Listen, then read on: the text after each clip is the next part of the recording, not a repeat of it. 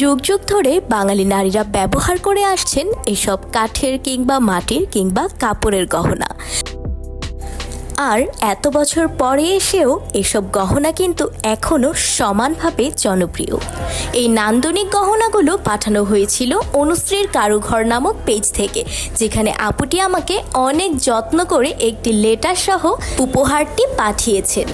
শুধু এই গহনাই না, সাথে এই অসম্ভব সুন্দর চুড়িগুলোও কিন্তু পাঠানো হয়েছিল। শুধু তাই নয়, এর সাথে ছিল এই অসম্ভব সুন্দর ট্রায়াঙ্গেল শেপের ইয়াররিংসগুলো, সাথে ছিল নান্দনিক চিত্রকর্মযুক্ত এই চমৎকার গহনাটি। আর এই গহনাগুলো সব রকম পোশাকের সাথেই সমানভাবে মানানসই। সো গাইস, তোমরা যারা রিজনেবল প্রাইসের মধ্যেই গহনা কিংবা শাড়ি খুঁজছো, তারা কিন্তু এক্ষুনি এই পেজটিতে ঘুরে আসতে পারো।